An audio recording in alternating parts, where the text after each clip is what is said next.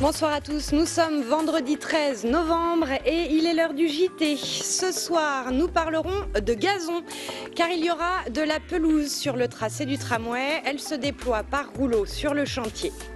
Nous évoquerons également la signature d'une convention passée cette année encore entre la ville d'Angers et ses étudiants, la charte S'amuser sans abuser.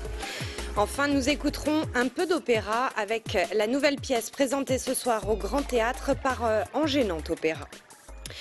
Le chantier du tramway avance et aujourd'hui, il s'est même offert une petite beauté. À Avrier, ce sont près de 1200 mètres carrés d'herbe verte qui ont été posés.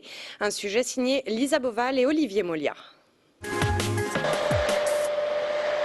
Le gazon est arrivé ce matin à Avrier. Pour être totalement frais, il a été roulé hier à Fontainebleau et transporté cette nuit. En effet, ce dernier doit être très rapidement posé.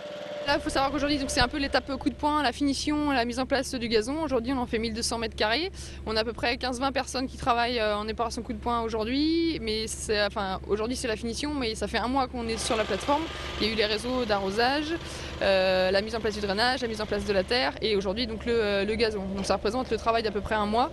Et sur les 5,5 hectares que représente la ligne complète engazonnée du tram d'Angers, on a à peu près 2 ans de travail. L'entreprise Sirève, basée à Saint-Barthélemy d'Anjou, a remporté ce marché de 3 900 000 €. Et cette dernière n'en est pas à son coup d'essai, elle a déjà engazonné les voies de tramway du Mans et de Nantes. Quant au gazon, il faudra attendre le printemps prochain pour le voir s'étoffer. À cette période, il faudra même le tondre une fois par semaine. Tramway toujours, c'est une information qui va très certainement intéresser les commerçants, riverains des travaux.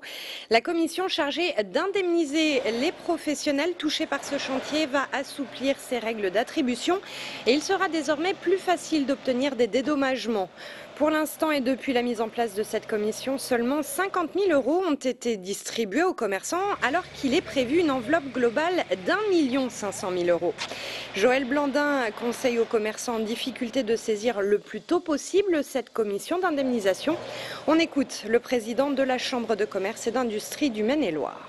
Je suis convaincu qu'aujourd'hui, que les pertes des commerçants se situent bien au-delà des 50 000 € d'indemnisation qui ont été données. Rien n'est parfait, mais je pense qu'il faut absolument assouplir. On a donné comme chiffre, Monsieur le Président de l'agglomération l'a dit, ça pouvait aller jusqu'à 1 500 000 au total, bien entendu, d'euros. 50 000, 1,5 million, le pas est grand, donc ça veut dire quand même garder espoir et faites en sorte que vos dossiers soient présentés le plus vite possible avant, je vous dis encore une fois, la grande catastrophe. En bref, le trafic des trains express régionaux perturbé aujourd'hui dans les Pays de la Loire par un mouvement de grève des contrôleurs qui a été largement suivi.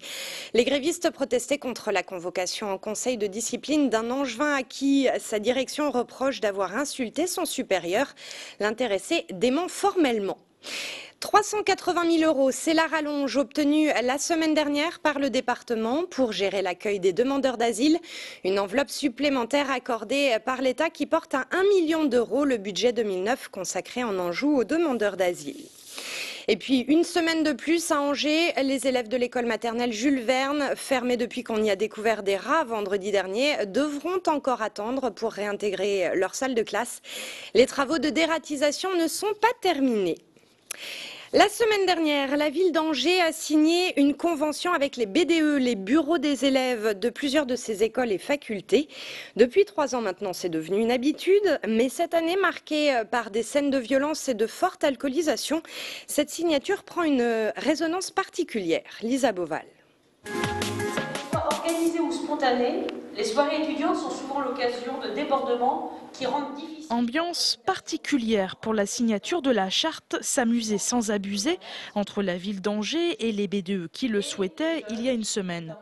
L'adjointe chargée des quartiers s'est fendue d'un discours sur les débordements occasionnés par certains étudiants. La cohabitation est parfois difficile avec les habitants du centre-ville notamment. L'ivresse sur la voie publique, les incivilités ou les confrontations sont autant d'obstacles au vivre ensemble. On a noté une nette amélioration dans les soirées organisées. Maintenant, on essaie d'œuvrer sur les comportements plutôt individuels, les jeunes qui circulent, qui sont dans le centre-ville, qui se réunissent par petits groupes ou qui sont aussi dans des appartements privés. Et là, du coup, c'est plus difficile parce que c'est spontané et improvisé. Esca. Bien, donc c'est quel... Dans la ligne de mire des habitants du centre-ville dérangés par les incivilités, il y a entre autres les étudiants de l'ESCA. Il y a une part de responsabilité des étudiants de l'ESCA, mais on traite toujours d'une minorité. C'est toujours une minorité qui dégrade l'image de la majorité.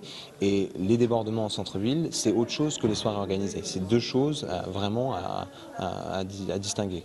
C'est-à-dire que nous, on contrôle absolument tout. On n'est jamais débordé en soirée. On contrôle ce qui se passe. Maintenant, ce qui se passe avant les soirées, après les soirées, c'est un petit peu différent. La charte a été signée par une quarantaine de BDE cette année. Parallèlement, des discussions ont été engagées sur le mieux vivre ensemble. La ville d'Angers a créé par exemple les Noxambules, des étudiants qui circulent en centre-ville les soirs de fête pour parler aux jeunes, entre autres, des méfaits de l'alcool. Une idée de sortie pour ce week-end. Le célèbre cirque Medrano s'est installé à Angers, au parc des expositions. L'occasion de découvrir dès ce soir et jusqu'à lundi les numéros des meilleurs artistes du moment. L'entrée coûte 13 € par personne et il est possible de réserver sur Internet. Dans un genre tout à fait différent, Angers Nantes Opéra présente Le Concile d'amour ce soir et demain au Grand Théâtre. Un opéra iconoclaste qui évoque l'apparition sur Terre de la syphilis comme punition divine. Il s'inspire d'un texte sulfureux écrit en 1895 et qui dénonçait le pouvoir de l'Église. Mise en musique par Michel Musso, cela donne une pièce pleine de machinerie, de marionnettes et d'effets sonores inattendus. On écoute un instant. Terrestres sont en... Regarde mon ami, l'occasion ne se reproduira plus. Le moment est venu de déposer ta longue liste de réclamations. Mais